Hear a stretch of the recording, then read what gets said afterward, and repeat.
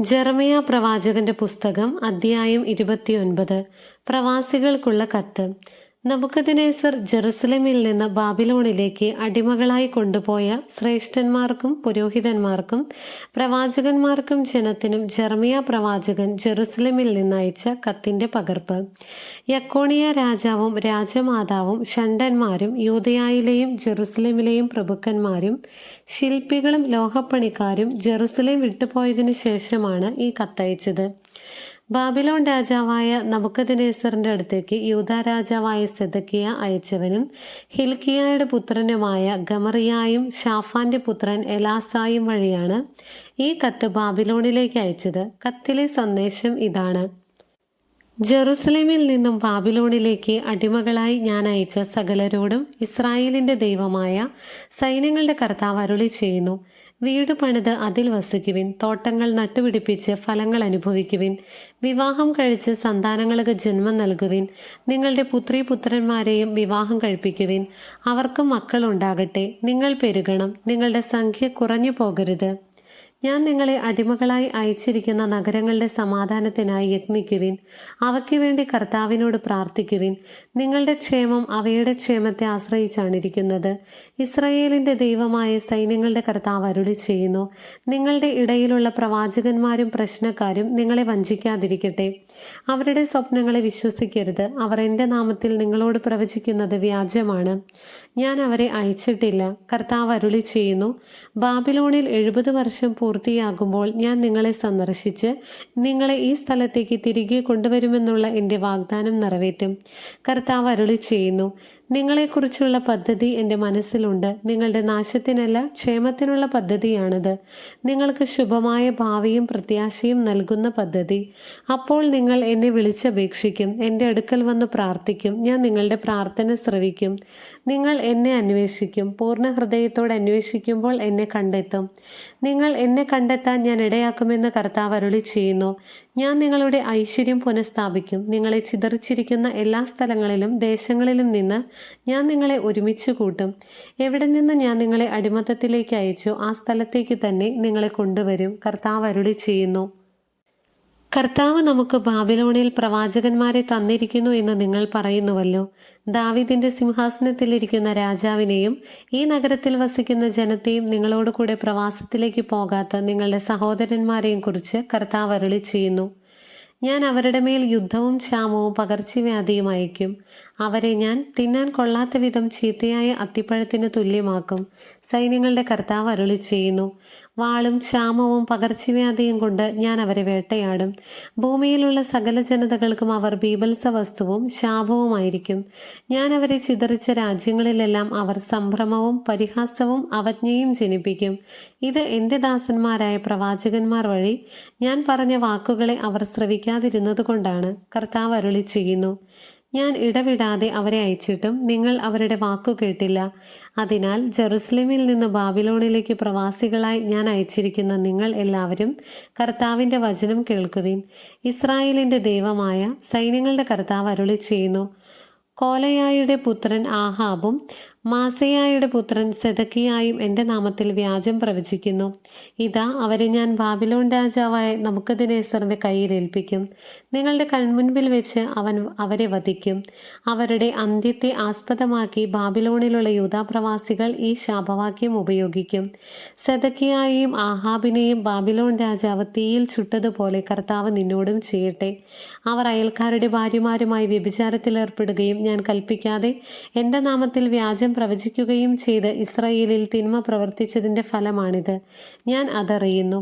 ഞാൻ തന്നെ അതിനു സാക്ഷിയാണ്. കർത്താവ് അരുളി ചെയ്യുന്നു. ശെമായയുടെ പ്രതികരണം.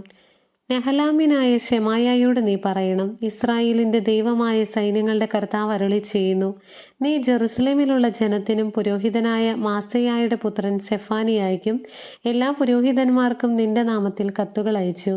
കർത്താവ് യഹോയാദായ്ക്ക് പകരം നിന്നെ പുരോഹിതനാക്കിയത് നീ ദേവാലയത്തിൽ അധികാരി ആയിരിക്കുന്നതിനും പ്രവാചക വേഷം കെട്ടുന്ന ഭ്രാന്തന്മാരെ വിലങ്ങുവെച്ച് തടവിലാക്കുന്നതിനും വേണ്ടിയാണ്. എന്നിട്ടും നിങ്ങളുടെ മുൻപിൽ പ്രവാചകനെന്ന് നടിക്കുന്ന അനാത്തോത്തുകാരനായ ജെറമിയായെ ശാസിക്കാത്തതെന്ത്? അതുകൊണ്ടല്ലേ അവൻ ബാബിലോണിലേക്ക് ആളയച്ച് ഈ പ്രവാസം ദീർഘിക്കും, വീട് പണിത് വസിക്കുവിൻ, തോട്ടങ്ങൾ നട്ടുപിടിപ്പിച്ച് ഫലം അനുഭവിക്കുവിൻ എന്ന് പറഞ്ഞത്. പുരോഹിതനായ സെഫാനിയ ജെറമിയ പ്രവാചകൻ കേൾക്കെ ഈ കത്ത് വായിച്ചു. അപ്പോൾ ജെറമിയായ്ക്ക് കർത്താവിൻ്റെ അരുളപ്പാടുണ്ടായി. നീ ആളയച്ച് എല്ലാ പ്രവാസികളോടും പറയുക, നെഹലാമിനായ ശെമായയെക്കുറിച്ച് കർത്താവ് അരുളി ചെയ്യുന്നു. ഞാൻ അയക്കാഞ്ഞിട്ടും അവൻ നിങ്ങളോട് പ്രവചിക്കുകയും നിങ്ങൾ ആ നുണയിൽ വിശ്വസിക്കാൻ ഇടയാക്കുകയും ചെയ്തു. അതുകൊണ്ട് കർത്താവ് അരുളി ചെയ്യുന്നു, ഞാൻ നെഹലാമിനായ ശെമായയെയും അവൻ്റെ സന്തതികളെയും ശിക്ഷിക്കും. എൻ്റെ ജനത്തിന് ഞാൻ നൽകുന്ന നന്മ കാണാൻ അവരിൽ ആരും അവശേഷിക്കുകയില്ല. അധ്യായം 30. രക്ഷയുടെ വാഗ്ദാനം. കർത്താവിൽ നിന്ന് ജെറമിയായ്ക്കുണ്ടായ അരുളപ്പാട്. ഇസ്രായേലിൻ്റെ ദൈവമായ സൈന്യങ്ങളുടെ കർത്താവ് അരുളി ചെയ്യുന്നു, ഞാൻ നിന്നോട് പറഞ്ഞതെല്ലാം ഒരു പുസ്തകത്തിൽ എഴുതുക. എന്തെന്നാൽ എൻ്റെ ജനമായ ഇസ്രായേലിൻ്റെയും യൂദായുടെയും സുസ്ഥിതി പുനഃസ്ഥാപിക്കാനുള്ള ദിവസം വരുന്നു. കർത്താവ് അരുളി ചെയ്യുന്നു, അവരുടെ പിതാക്കന്മാർക്ക് ഞാൻ കൊടുത്തിട്ടുള്ള ദേശത്തേക്ക് ഞാൻ അവരെ തിരിച്ചു കൊണ്ടുവരും. അവർ അത് സ്വന്തമാക്കുകയും ചെയ്യും. കർത്താവാണ് ഇത് പറയുന്നത്. ഇസ്രായേലിനെയും യൂദായെയും കുറിച്ച് കർത്താവ് അരുളി ചെയ്ത വചനങ്ങൾ ഇവയാണ്. കർത്താവ് അരുളി ചെയ്യുന്നു, ഇതാ ഒരു സ്വരം, സമാധാനത്തിൻ്റെതല്ല, ഭീതിയുടെയും സംഭ്രമത്തിൻ്റെയും നിലവിളി. പുരുഷന് പ്രസവവേദനയുണ്ടാകുമോ എന്ന് ചോദിച്ചറിയുവിൻ. ഈറ്റുനോവ് പിടിച്ച സ്ത്രീയെപ്പോലെ പുരുഷന്മാരെല്ലാം നടുവിന് കൈകൊടുത്ത് നിൽക്കുന്നതും എല്ലാ മുഖവും വിളറിയിരിക്കുന്നതും ഞാൻ കാണുന്നത് എന്തുകൊണ്ട്? മഹത്വം അതുല്യവുമാണ് ആ ദിവസം. അത് യാക്കോബിന് അനർത്ഥകാലമാണ്, എങ്കിലും അവൻ രക്ഷപ്പെടും. സൈന്യങ്ങളുടെ കർത്താവ് അരുളി ചെയ്യുന്നു, അന്ന് ഞാൻ അവരുടെ കഴുത്തിലെ നുകം തകർക്കും, കെട്ടുകൾ പൊട്ടിക്കും. വിദേശികൾ അവരെ അടിമകളാക്കുകയില്ല. അവർ തങ്ങളുടെ ദൈവമായ കർത്താവിനെയും അവർക്ക് വേണ്ടി ഞാൻ അയക്കുന്ന ദാവീദ് രാജാവിനെയും സേവിക്കും. കർത്താവ് അരുളി ചെയ്യുന്നു, ആകയാൽ എൻ്റെ ദാസനായ യാക്കോബേ, നീ ഭയപ്പെടേണ്ട. ഇസ്രായേലെ വിസ്മയിക്കേണ്ട. നിന്നെ വിദൂര ദേശങ്ങളിൽ നിന്നും നിന്റെ മക്കളെ പ്രവാസത്തിൽ നിന്നും ഞാൻ രക്ഷിക്കും. യാക്കോബ് മടങ്ങി വന്ന് ശാന്തി നുകരും. ആരും അവനെ ഭയപ്പെടുത്തുകയില്ല. നിന്നെ രക്ഷിക്കാൻ നിന്നോടുകൂടെ ഞാനുണ്ട്. കർത്താവ് അരുളി ചെയ്യുന്നു, ആരുടെ ഇടയിൽ നിന്നെ ചിതറിച്ചോ ആ ജനതകളെയെല്ലാം ഞാൻ നിശേഷം നശിപ്പിക്കും. നിന്നെ പൂർണ്ണമായി നശിപ്പിക്കുകയില്ല. നീതിപൂർവ്വം ഞാൻ നിന്നെ ശാസിക്കും, ശിക്ഷിക്കാതെ വിടുകയില്ല. കർത്താവ് അരുളി ചെയ്യുന്നു, സുഖപ്പെടുത്താനാവാത്ത വിധം നിനക്ക് ക്ഷതമേറ്റിരിക്കുന്നു. നിന്റെ മുറിവ് ഗുരുതരമാണ്. നിനക്ക് വേണ്ടി വാദിക്കാൻ ആരുമില്ല. നിന്റെ മുറിവിന് മരുന്നില്ല. നിനക്ക് സൗഖ്യം ലഭിക്കുകയുമില്ല. നിന്റെ സ്നേഹിതരെല്ലാം നിന്നെ മറന്നിരിക്കുന്നു. അവർ നിന്റെ കാര്യം അന്വേഷിക്കുന്നതേയില്ല.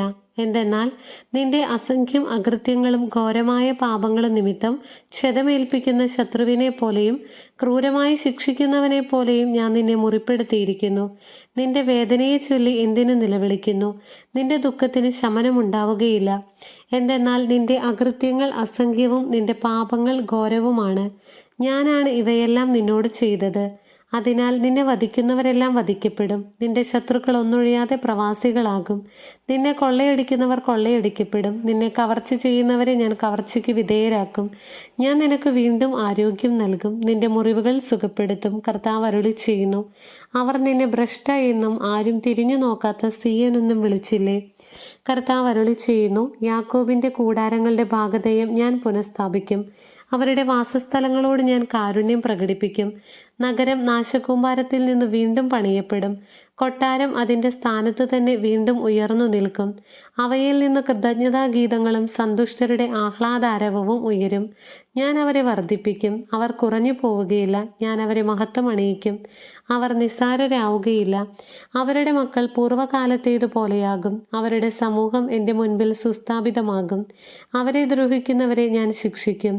അവരുടെ രാജാവ് അവരിൽ ഒരാൾ തന്നെയായിരിക്കും. അവരുടെ ഭരണാധിപൻ അവരുടെ ഇടയിൽ നിന്നു തന്നെ വരും. എൻ്റെ സന്നിധിയിൽ വരാൻ ഞാൻ അവനെ അനുവദിക്കും. അപ്പോൾ അവൻ എൻ്റെ അടുക്കൽ വരും. അല്ലാതെ എന്നെ സമീപിക്കാൻ ആരാണ് ധൈര്യപ്പെടുക? കർത്താവ് അരുളി ചെയ്യുന്നു, നിങ്ങൾ എൻ്റെ ജനവും ഞാൻ നിങ്ങളുടെ ദൈവവുമായിരിക്കും. ഇതാ കർത്താവിൻ്റെ കൊടുങ്കാറ്റ്, ക്രോധം ഉഗ്രമായ ചുഴലിക്കാറ്റായി ദുഷ്ടൻ്റെ തലയിൽ ആഞ്ഞടിക്കും. തൻ്റെ തീരുമാനങ്ങൾ പൂർണ്ണമായി നിറവേറ്റുന്നതുവരെ കർത്താവിൻ്റെ ഉഗ്രകോപം ശമിക്കുകയില്ല. അവസാന നാളുകളിൽ നിങ്ങൾ അത് ഗ്രഹിക്കും. ദൈവമായ കർത്താവിന് സ്തുതി.